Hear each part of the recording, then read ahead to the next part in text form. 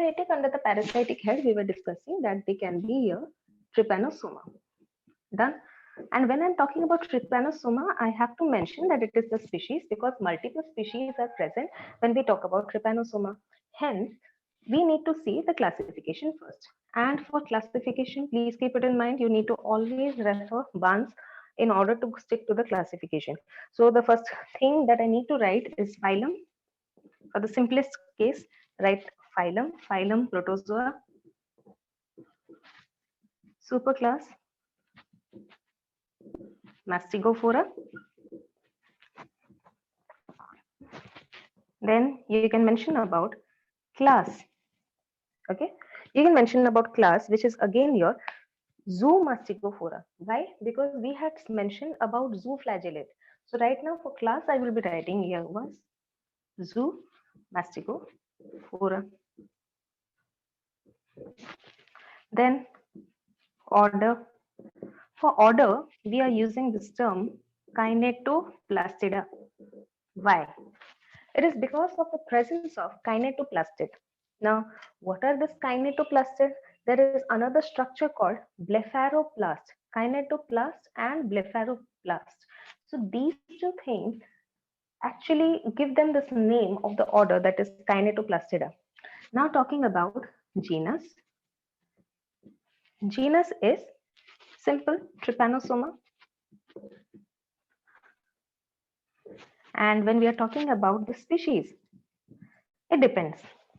Okay, it depends. For example, if I'm talking about, for example, the non-pathogenic strain of Trypanosoma, it's a very important question which you also get in your PG entrance or even in your PhD entrance, that which is the non-pathogenic strain or non-pathogenic species of Trypanosoma. So over there, you can simply write Lindsay. Okay. So this is how the classification has to go. Why we gave it the name Mastigophora? Why it is Zoomastigophora? Because we said that Mastigophora contains flagellate. It can be Zoomastigophora. It can be Phytomastigophora or phytoflagellate. Now, since they have kinetoplast and blepharoplast-like structure, so that's why we have got the name Kinetoplastida, and the genus comes out as Trypanosoma. Now, talking about the species, that is depends. Whichever you are studying, that will be your. For example, the non-pathogenic strain I'm studying, or I will be explaining, so it will be Lindsay. For example, I'm explaining something regarding the sleeping sickness. So over there, I need to mention Gambians.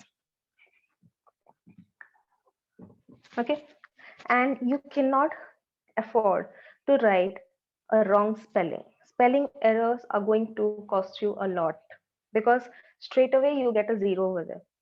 Okay, nobody is going to listen whether you have misplaced an E also. So they're just going to cut it out.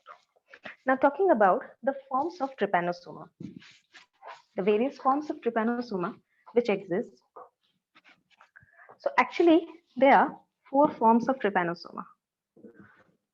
What are the 4 forms of Trypanosoma? Let's see. The first one is your Leishmanian. First. Second is your Leptomonad. It is your Leptomonad. Now talking about the third, that is, you can say, okay, you can say it is Trypanosomid, right? It is your Trypanosomid. And the fourth one is your Crithidial. It is Crithidial. So these are the 4 forms of Trypanosoma which are existing in your ecosystem. And let's see what is the significance of each stage. Now, generally, when we are talking about Trypanosoma gambians, we generally see these 2 stages. And let me tell you, the organization, structural organization and the morphology is very different in each case. So accordingly, we have to see that what is the basic difference. And let me tell you, the basic difference is regarding the position of 2 substances or 2 organelles, you can say. That is on the basis of position of flagella and kinetoplast and blepharoplast. Now, first, I need to explain you that what is the difference between kinetoplast and blepharoplast. Then I will proceed into this. Now, as I said, that trypanosoma, it has flagella. Flagella is actually going to help it beat through the fluid in which it is present, because we know that trypanosoma is responsible of transmitting the most important disease, that is your sleeping sickness. So definitely if man is one of the hosts, then definitely it will be present in some form or the other in the bloodstream of human. So if it is present in the bloodstream of human, blood is not that thin, you can say it is highly viscous in comparison to water. So it has to show some sort of, you can say, whip like movements when we talk about flagella. So that whip like movement is actually brought about by flagella, and flagella is actually attached to a basal body which is referred to as blepharoplast, which is referred to as a blepharoplast. But just below the blepharoplast, there is a region which consists of your mitochondria. This in fact has its own DNA, mitochondrial DNA, but this particular region is called kinetoplast. And the DNA of this kinetoplast, which consists lots of your mitochondria, it is referred to as your KTDNA. Now you must be remembering when we talk about organellar DNA, it is cpDNA for chloroplast DNA. Mitochondrial DNA is referred to as mtDNA. Similarly, kinetoplast DNA, since it has its own mitochondria and all, it is referred to as your KTDNA. So this is all about your blepharoplast and the kinetoplast. Now question is that on the positioning of this kinetoplast, blepharoplast and this flagella, these four have been categorized. Okay, so now let's see how and where exactly, in which stage they are located, in which manner. Now when we talk about leishmanial, okay, let me just write it stepwise.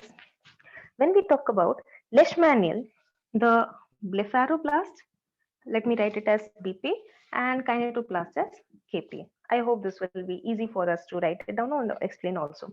So the blepharoplast and the kinetoplast, they are present with flagellum embedded in the cytoplasm. Okay, so you can see it is just a normal structure. Cytoplasm is embedded within, kinetoplast somewhere over here, and the nucleus is here. That's all. Nothing more complicated. Okay, it is not at all complicated. Simple structure. But next, when we talk about your leptomonad, when we are talking about leptomonad, in leptomonad, you can say the flagellum is unattached. Okay, it is highly unattached.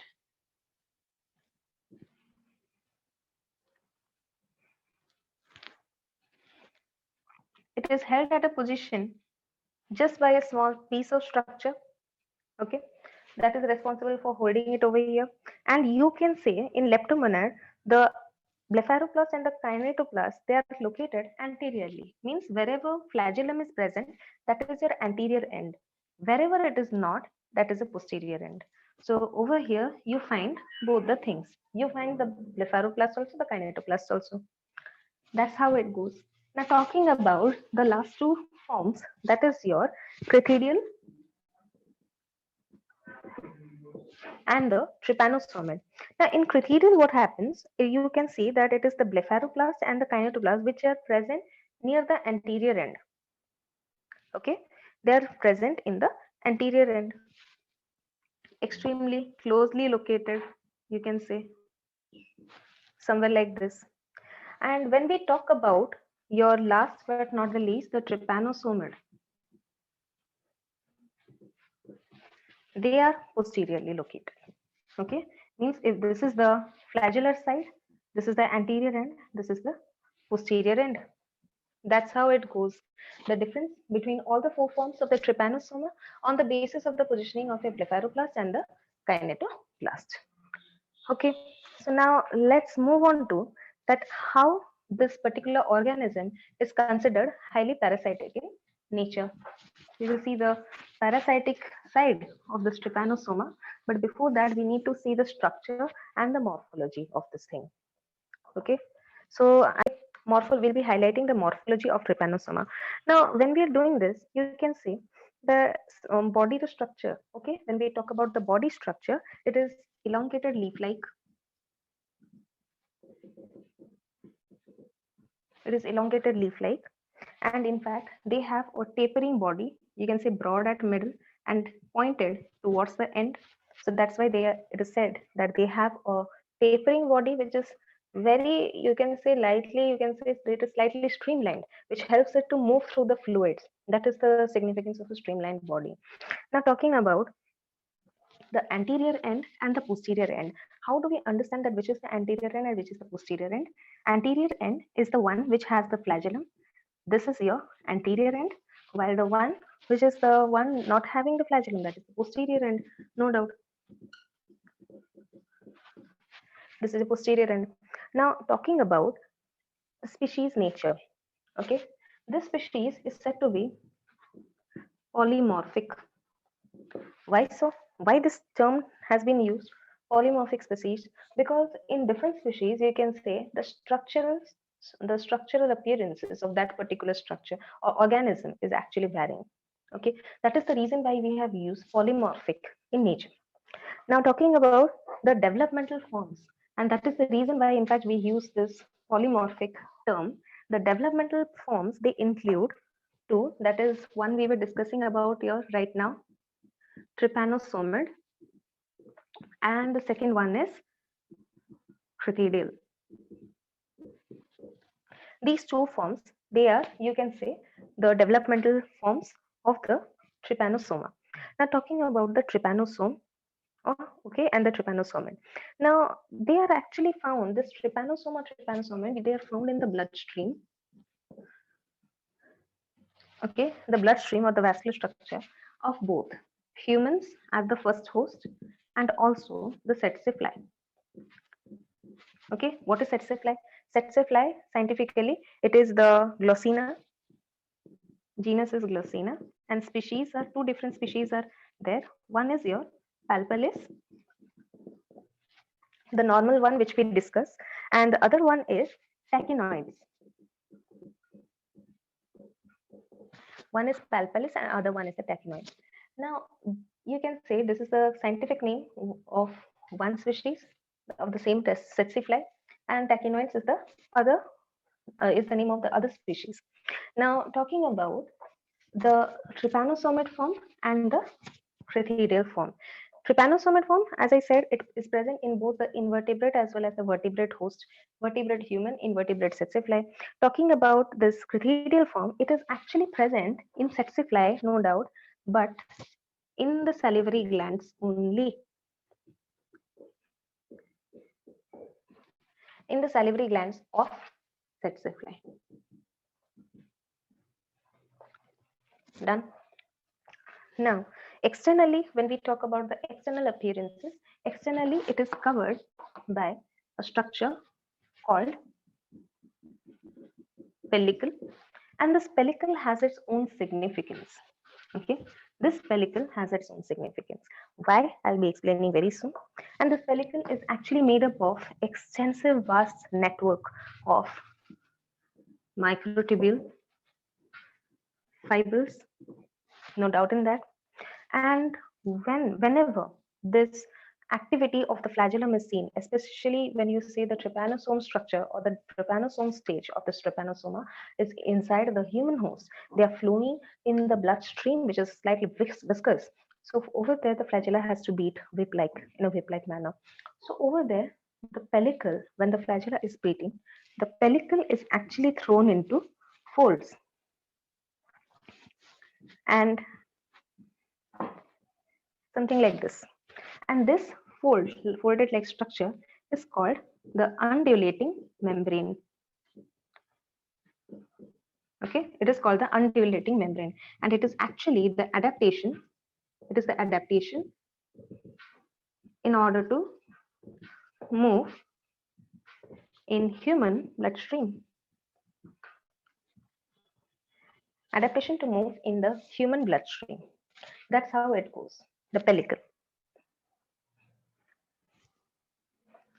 And since you can see, every time I have highlighted, they have that one single flagella. So what is the term I should use for them?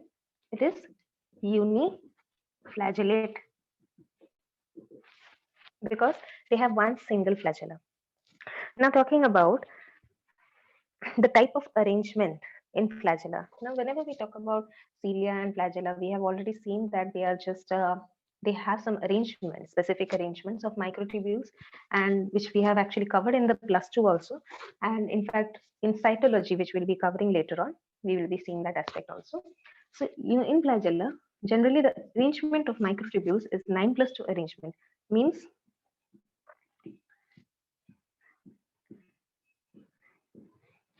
it is something like this, the 9+2 arrangement. 9 sets of microtubules with 2 in the center.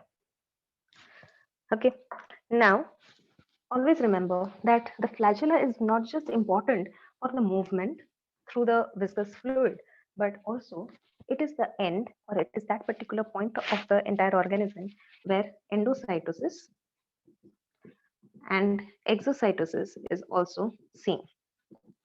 Endocytosis and exocytosis both are seen over at that particular point of the trypanosoma. Now talking about the next thing, that is other organelles which are present. Other organelles like peroxisomes, most acquainted with peroxisomes, they are actually responsible for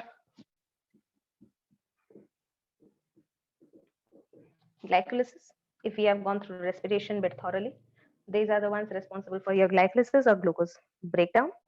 They are also called, that's the reason why they are called glycosomes. They are also referred to as glycosomes. Other structure, that is the mitochondria, as we have already discussed, there are mitochondria, no doubt. They provide the energy for the whip-like movements of the flagella. And apart from that, the genetic material which is present in this, it is double-stranded DNA. So many times this question also comes that what is the nature of the genetic material that is present in trypanosoma? It is the double-stranded DNA. Other organelles include, they include your endoplasmic reticulum. And let me be specific, it is the rough endoplasmic reticulum. Means ribosomes are also present, studded into the endoplasmic reticulum, but also scattered in the cytoplasm. Okay. Apart from that, they have the Golgi apparatus, without which the enzymes won't be produced. The most important, you can say, organelle in a particular cell. And they have certain granules which are called refractile granules or the volutin granules.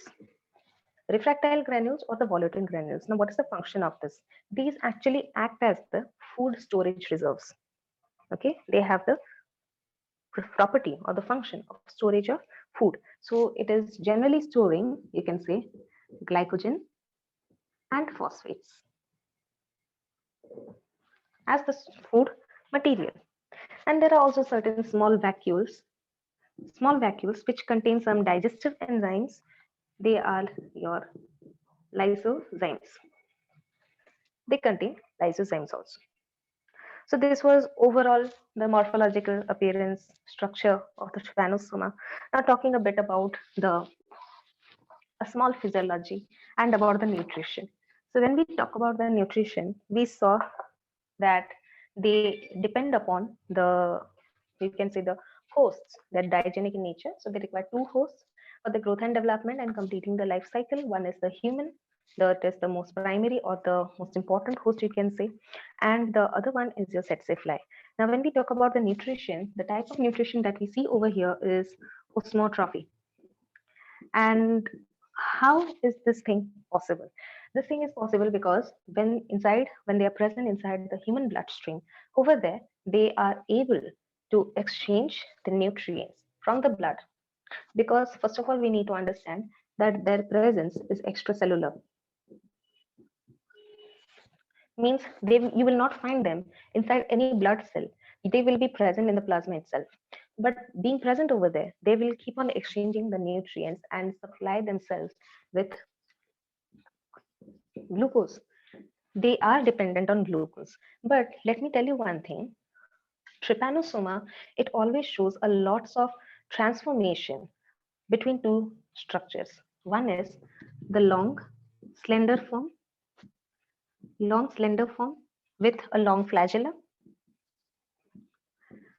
And another stage is the short, stout, and stumpy structure with a small flagella, smaller one in comparison. So within this transformation, you can say that whenever they find themselves in a surrounding where glucose content or glucose availability is in abundance. Over there, they will come back to this long form. Once they feel that the glucose supply has been reduced or somehow it is depleting, over there they will come back to this particular structure. So the structural transformation is very frequent. And another type of transformation or we see throughout their generations, because definitely when they are reproducing, they're proliferating themselves, they will produce more number of trypanosoma, no doubt in that. And let me tell you, for each generation we observe certain changes in the structure of the pellicle. Why is it so? Now, that's a very actually crucial topic when we talk about the antigenicity, or you can say the immunogenicity of the trypanosoma outermost wall, that is the pellicle, because they exhibit certain.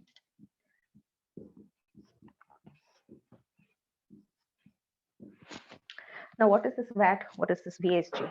VAT refers to the variant antigenic types, the variant antigenic types, and VSG stands for variant surface glycoproteins. These are the ones which are responsible for providing the immunogenicity to the external or the outermost wall of trypanosoma. How? Now, for every generation, we observe that there has been a change, immediate change in the outermost structure, means the sequence of these glycoproteins, the conformation immediately changes, because of which the antigenicity also changes. For example, in first stage, at a particular generation, they have a particular type of variant antigenic types, synthesizing one particular type of variant surface glycoproteins. For against that particular thing, the body is preparing antibodies. Body wants to defend it. Body wants to protect itself against that thing. They have produced a set of antibodies, and as soon as they have produced it, the next moment they see that this thing has changed. It has undergone metamorphosis or transformation into another type, for which now they have to make more number of antibodies. Now, this repeated mechanism of producing antibodies creates a havoc inside the body, because this is not going to get suppressed, but the antibodies being produced is severe.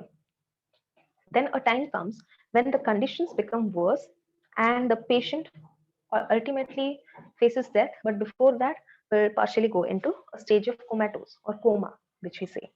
So that's how it is so important to study the pellicle structure of trypanosoma. That is the significance. Okay. Ma'am, Yes. ma'am, the last line you can repeat it. Okay. When we are talking about the gases exchange,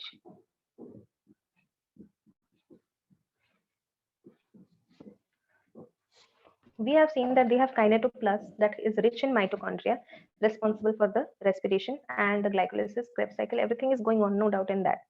But for that, they also require diffusion. They require diffusion of respiratory gases. They require those gases to be removed and also for the essential oxygen to be absorbed. So how does it take place? It is just simple diffusion through the pellicle. It is simple diffusion through the pellicle. Now talking about the nutrition, as I was saying that it is dependent on osmotrophy from the blood plasma. How does it take place?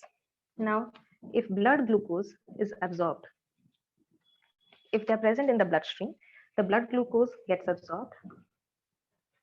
It shows glycolysis. It shows glycolysis, no doubt.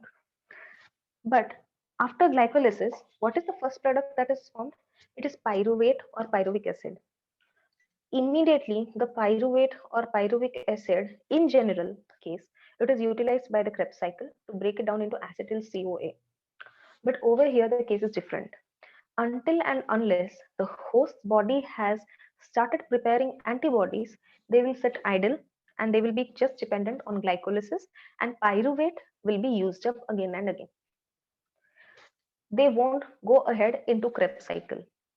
But once the host body has started preparing antibodies, they will proceed into making. Once it has done, they will proceed into the Krebs cycle into the mitochondria. So that's how. So mitochondria is activated. Mitochondria is activated only in case of antibody. I'm writing AB for antibody. Antibody production in host. Only in case of antibody production in host, mitochondria is activated. After that, pyruvate used, Krebs cycle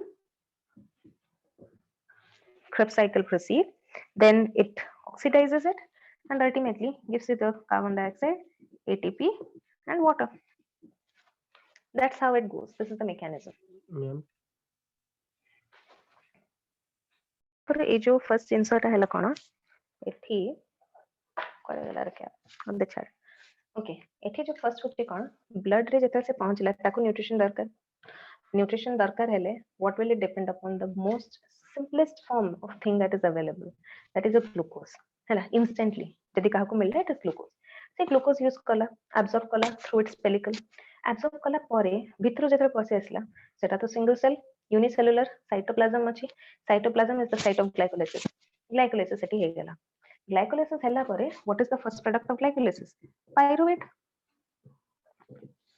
हैला से pyruvate गुडा को से सेती बेला जाय use करि चलछि केतले जाय use करि चलछि जे पर्यंत तमरो body host body antibody production करिनी से पर्यंत जाय थरे सी जदी एंटीबॉडी प्रोडक्शन कला आ अगेंस्ट रे सेते बेले कोन हबो माइटोकॉन्ड्रिया एक्टिवेट हला माइटोकॉन्ड्रिया सेते बेले त मुंडर पसिगला कि नहीं now I have to synthesize new type of VAT and VSG काहेकि मु नेक्स्ट ट्रांसफॉर्मेशन नै गेले से आउ मो अगेंस्ट ए एंटीबॉडी प्रोडक्शन कर परियोनी सेति पई से एक्टिवेट हे गेला एक्टिवेटेड हे गेला once antibody is produced pyruvate is used up for Krebs cycle से साइकिल चलला सेथरे कोन हो by the help of this ATP production हे गेला एटीपी प्रोडक्शन तको एनर्जी मिल गेला to carry out the protein synthesis जतले हबो सेतबेले ए अलगा प्रकार VAT VSG सिंथेसाइज हे गेला and then they become more immunogenic और differently immunogenic.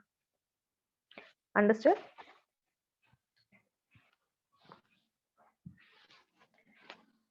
Able to understand this?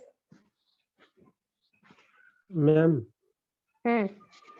से जेतेबेले ई जो ट्रांसफॉर्मेशन हबो ना से ता पूर्वरु से जो पायरुवेट को यूज कर चलथिबो तापरे से मैम से पर्यंत जाए ग्लाइकोलिसिस रे भी तोर टू सम एक्सटेंट किछि गुडा एटीपी रिलीज होछि. यस और नो? हां मैम ये जो 38 एटीपी आछि टू सम एक्सटेंट ग्लाइकोलिसिस रे भी एटीपी यूज होछि.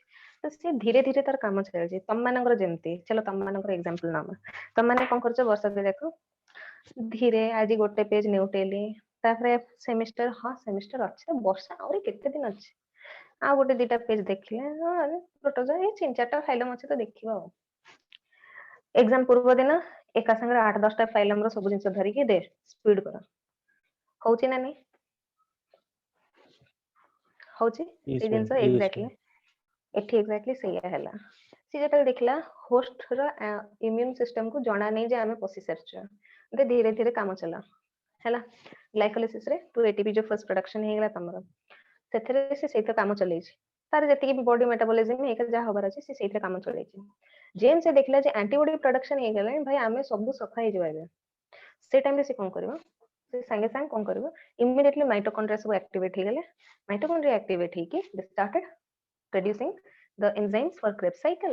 Krebs cycle हे गला परे से पायरुवेट गुडा सब यूज अप हे गला they want more energy now ता परे आसीओ 38 ATP से जो सब ATP सब प्रोडक्शन हैला now they will utilize that ATP for more metabolic activity हेले से संगे संग सेठी ट्रांसफॉर्मेशन कर देबा दे भाई मु थिबी जे तू मते धरिबो this is the concept माने it is like hide and seek बुझा पड़ला यस मैम ओके ठीक अछि जेबा तले तमरो टिके रिप्रोडक्शन को अच्छा तुमको काइनेटोप्लास्ट VSG VAT मियोसिस चलो बुझे दबा रिप्रोडक्शन रे ही मियोसिस बुझे दबा तापर जेबा life cycle is bit complicated It is going to trouble you like hell.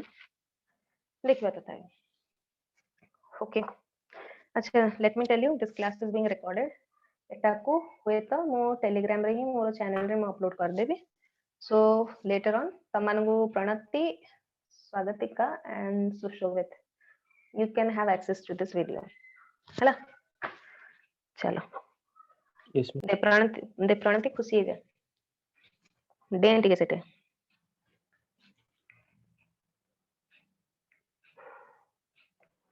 Okay, now talking about reproduction.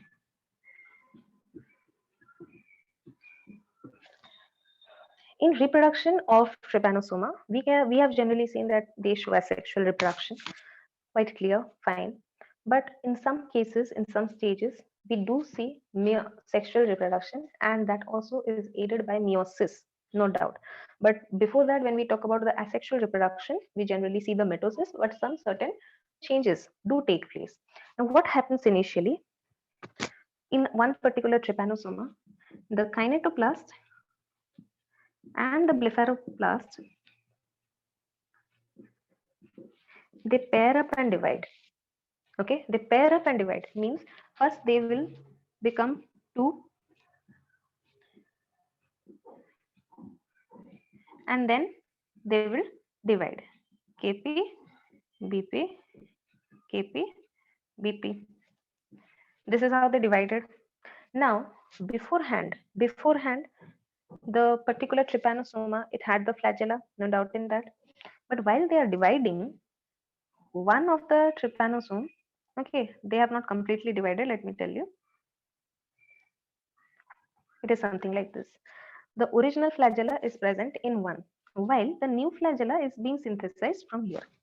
Original is placed in one, new is being synthesized over here in the other one.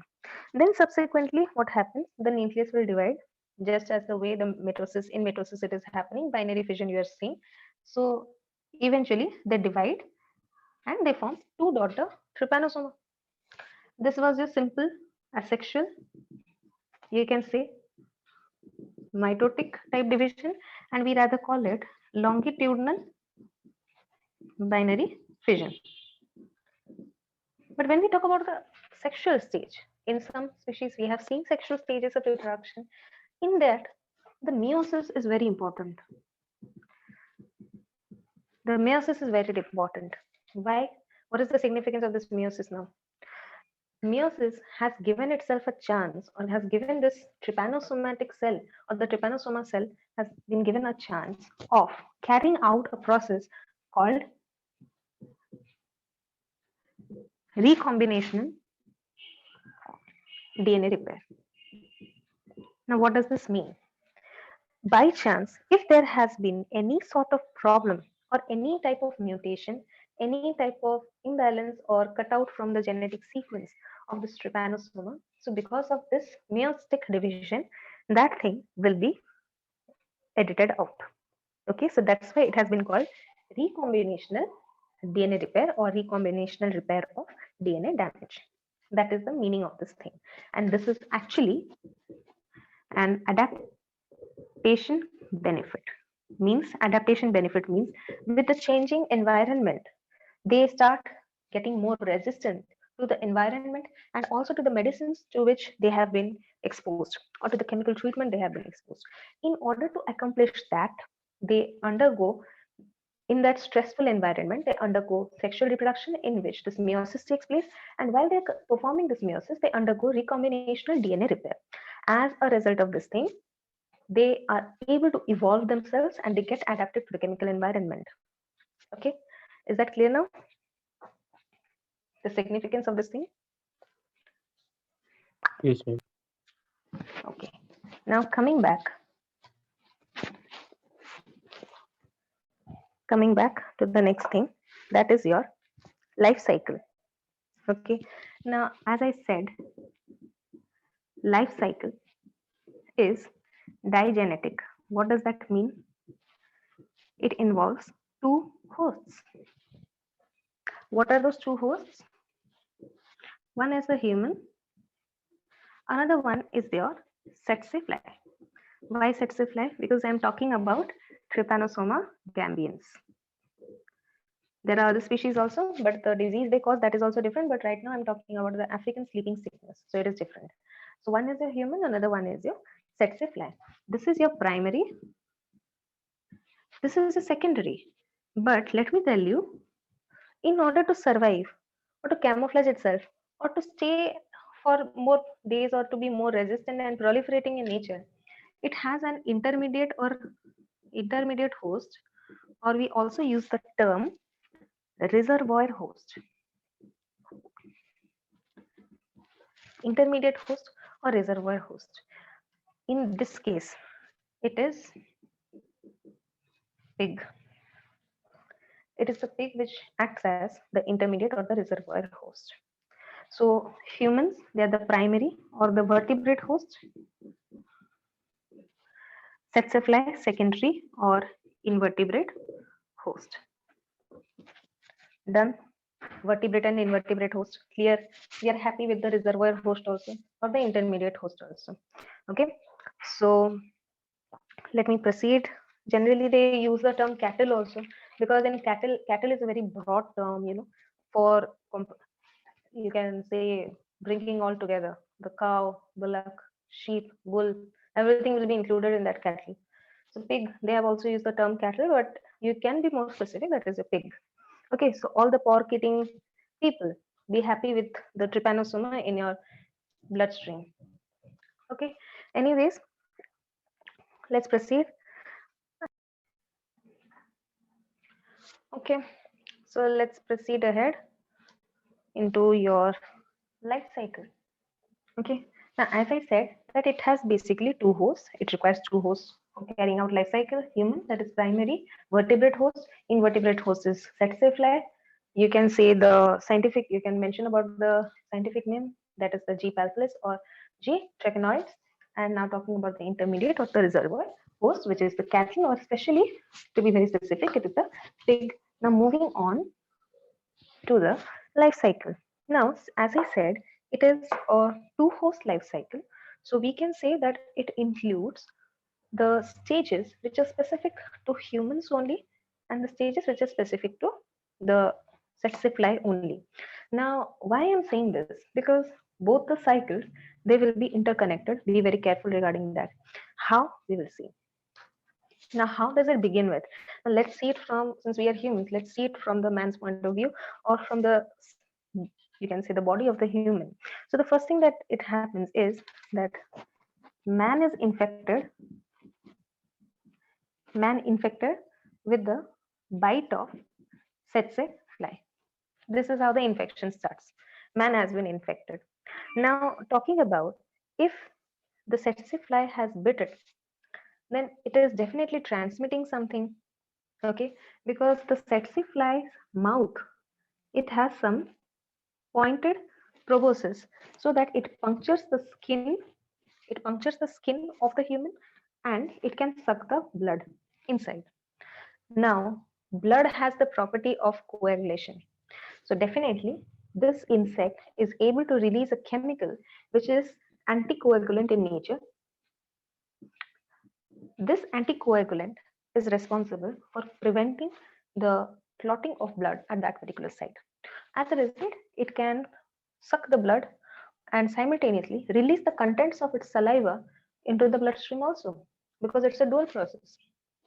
So in this case, what happens, from the mouth over here, blood is being sucked, but also into the bloodstream, something is being gifted.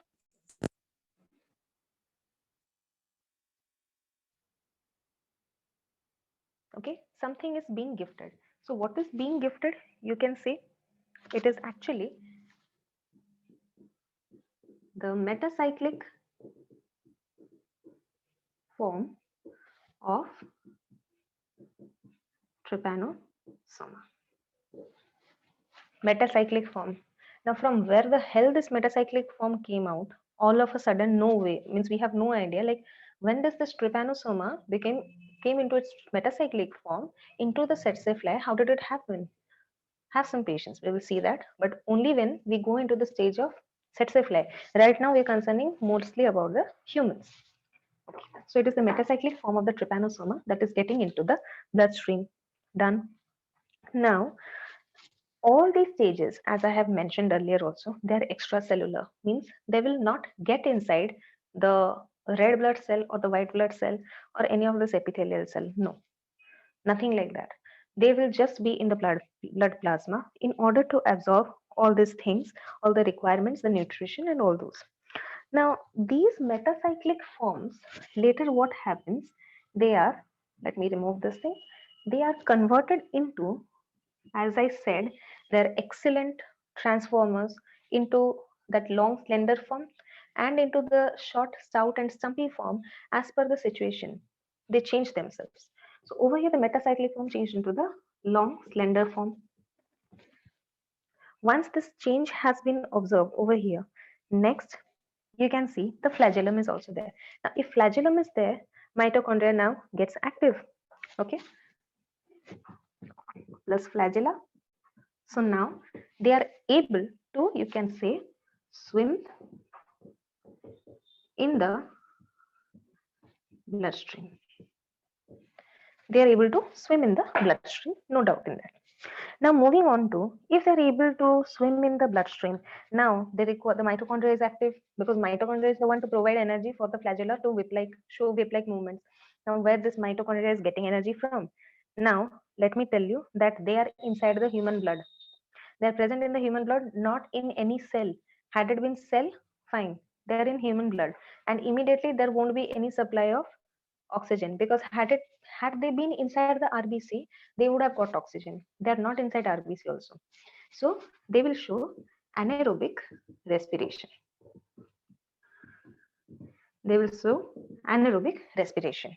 Means in absence of oxygen, they will show respiration or breakdown of glucose. That's what is being trying to be conveyed over here.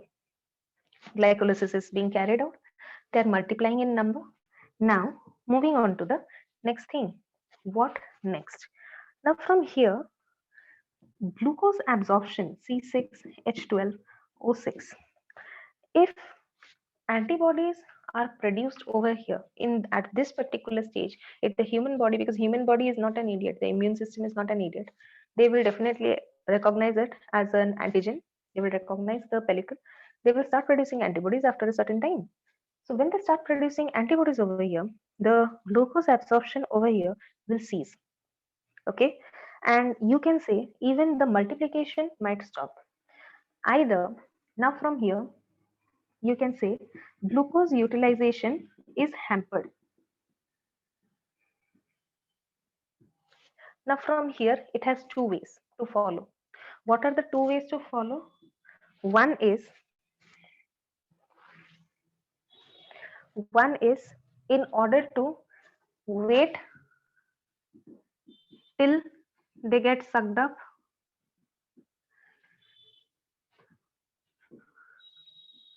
by tsetse fly, means they will wait for another tsetse fly to come and suck the blood of this man so that they get into its mouth and then carry out their own stages.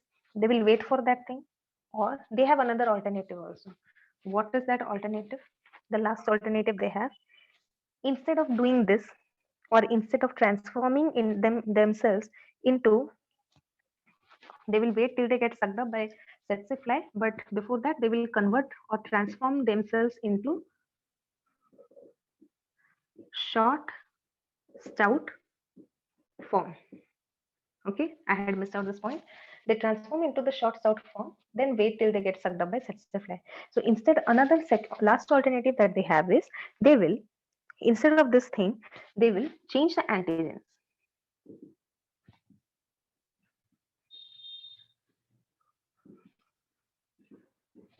And if this happens, that there has been change in the pellicle antigenic structure, that is the surface glycoprotein has been changed, the sequence has been changed, which is responsible for the antigenicity, then infection will be relapsed.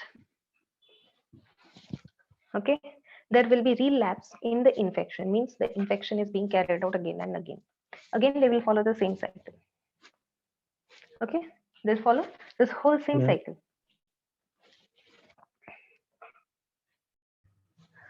let us mark this portion as A. कहेंगे कहना sepsis reason is they have sucked up the short, stout and stumpy form of trypanosoma. That is the point why I have marked it as A. Now we will start again the life cycle of this trypanosoma in tsetse fly. We will see what changes are taking place in this life cycle in trypanosoma. Okay, let's go ahead.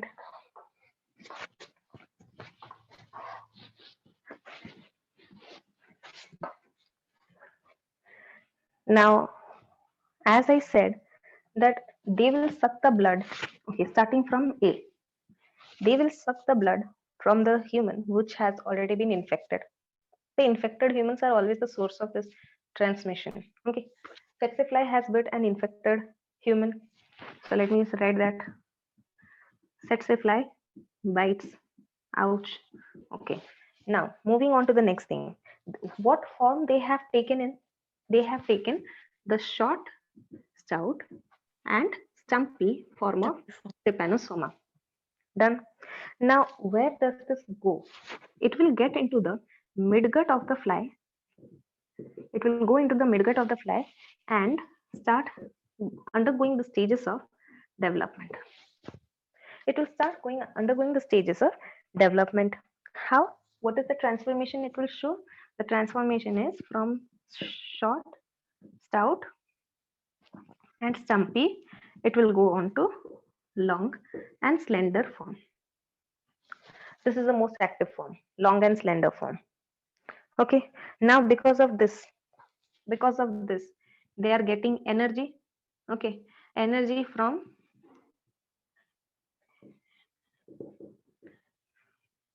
pyruvate oxidation. They are getting the energy from pyruvate oxidation, and you can say that it is the mitochondrial oxidation also, Krebs cycle especially. Now the long slender form will make the way into the, from the midgut, it will go into,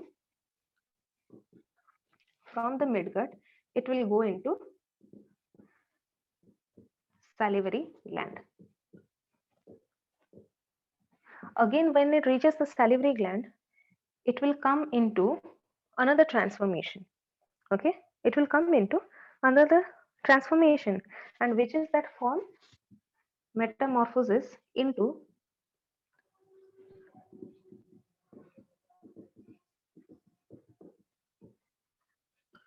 colloidal form. Okay, now the mitochondria in this form, they are more extensive. Okay, intense activity of mitochondria is seen right now. So mitochondria activity or respiration activity, you can say the glucose utilization and all, it increases. If this activity increases, so glucose level will come down. It will start decreasing. Once this starts decreasing, again this causes the critherial form to change into metacyclic form. The critherial form changes to metacyclic form, where all of this shit is taking place in salivary gland. All of this changes is taking place in the salivary gland. Before salivary gland, everything was fine. Once it entered salivary gland, it started showing its true colors, metamorphosis into critherial form, started more mitochondrial activity, glucose level came down, then critherial was changed into metacyclic activity, metacyclic form. Now, once this metacyclic form has been achieved, mitochondrial activity comes down.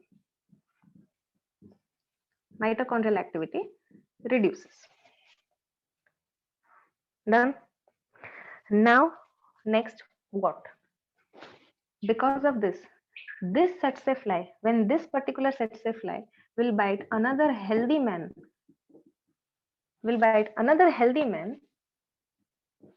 again that thing will continue. And this B is the gift to the stage of life cycle in humans. This is how it is proceeding.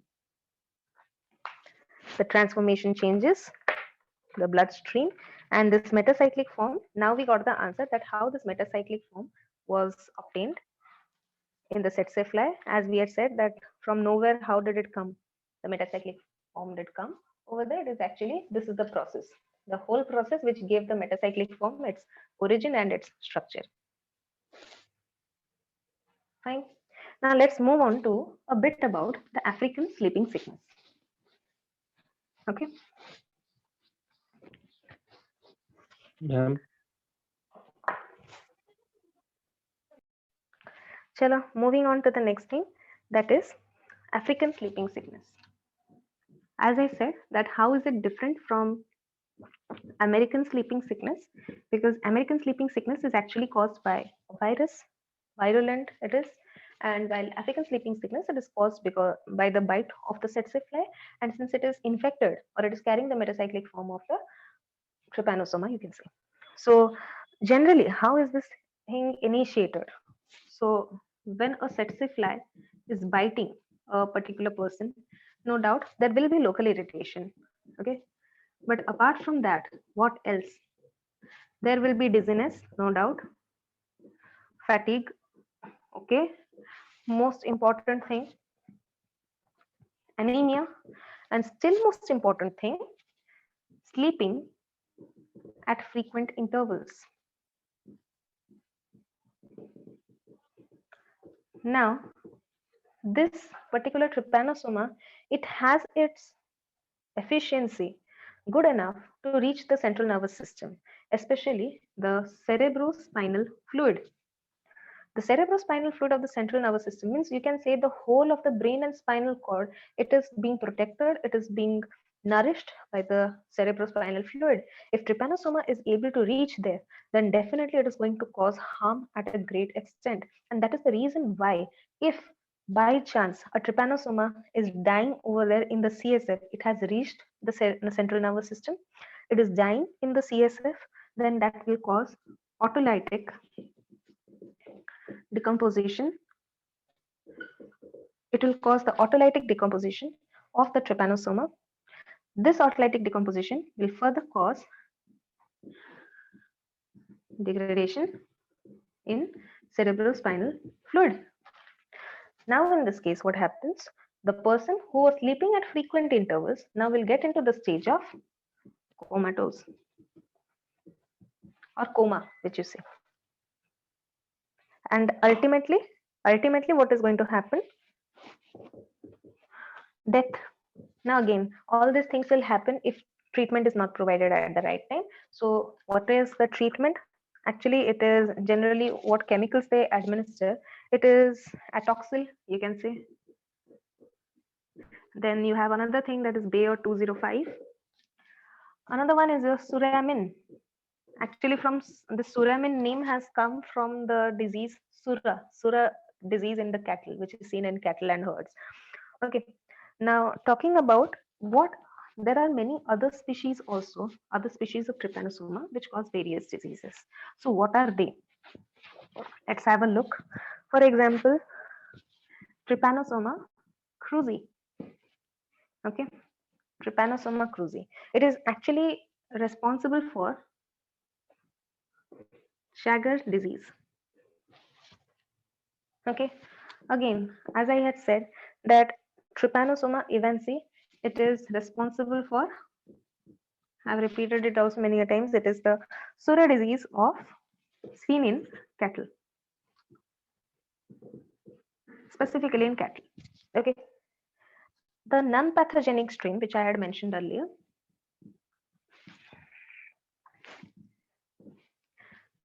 Trypanosoma livesi, it is totally non-pathogenic.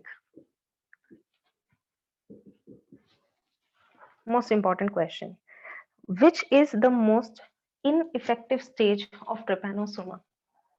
It is actually the ineffective stage of trypanosoma is nothing but the metacyclic stage. This metacyclic stage can do nothing if it is present in the tsetse fly or if it is present outside. But once it gets inside another host, be it the pig, be it the human, it is going to create havoc. It is going to create the problem, or it is going to continue the life cycle because everything is available to it. whatever is required for survival, the glycolysis and all. For every metabolic activity, it has got all whatever it required, the glucose, the nutrients, all those things. So now, if I ask you the reservoir host of T. gambian, sometimes you get a question. Reservoir host of T. gambians, you can write it's the cattle, or you can be specific again, pig. So it won't be wrong. It depends upon the alternatives that you are getting. Okay, so that's all for today.